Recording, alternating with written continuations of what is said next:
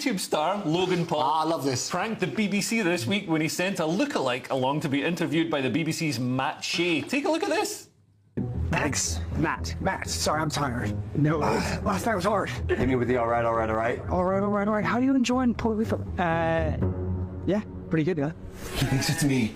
So, look, you're one of the most famous people by many metrics in the world. Oh my God, he actually thinks it's me. What a dumbass.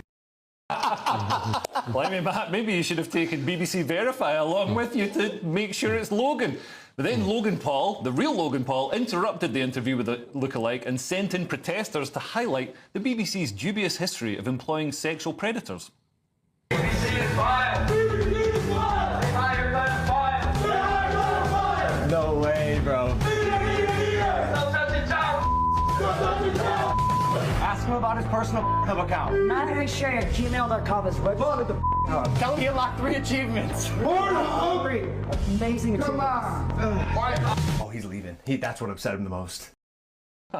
So, hilariously there, they also exposed Matt's online pornography viewing habits, which were actually pretty tame for a BBC employee, or for this panel, to be honest. I've got to say, though, Logan Paul put up a better fight than his brother Jake. Oh, I have to say that's true. I mean, it was an extraordinary fight with Tyson, wasn't it? Working on that sort of place. But you would think that all the stuff, you do all your research, work out all the questions you're going to do. The first thing you want to do is check that the actual person's there. Yeah. And you remember there's that great interview, this chap who turned up, who was shown to the studio very quickly, and he was completely blown away because he said, "You're the minister of what?" "Oh, no, I'm not," and he did that sort of stuff. It's one of those sort of moments, and it's a classic case, and it won't be the last. No. Well, I mean, I think, you know, the BBC, this sort of legacy media is panning out. Guys like Logan Paul get insane numbers of views. All the eyeballs, we saw this during the election in America as well. Like Kamala was doing CNN, MSNBC. Trump was doing Rogan. And Joe Rogan's podcast gets 30 times as many eyeballs on it as CNN. There's an Italian phrase for the eyeball thing, isn't there? Well, let's give it a break. But you know, I worked for the BBC full-time for 13 years, so I'm going to go, before they decided my comedy would jeopardize their otherwise impeccable reputation. Yeah, but it's jeopardizing mine right now. No, I'll behave.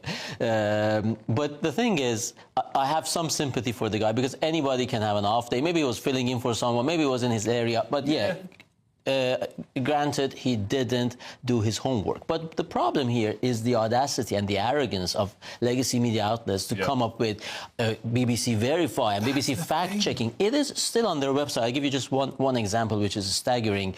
Fact-checking Trump's last day as a president last time round. Trump famously claimed, and rightly so, that he was the first U.S. president in decades not to start a war. And these BBC fact-checkers, it's still on the website, on their website. They say, well, depends how you define war, because some scholars believe that unless you formally declare war, it's not a war. So nobody has done that in the U.S. government since the Second World War. So these guys call Korea War, Korea War. They call Iraq War, Iraq. They call Vietnam War. But just to spite Trump and say he was not totally accurate, they say, well, but is this a war? They're pretending it's not a war. It's ridiculous. I think they made a mistake trying to make themselves the arbiter of truth. And Trump's victory in the election continues to ripple through the world, with a UFC fighter celebrating with Donald's iconic dance. Take a look at this.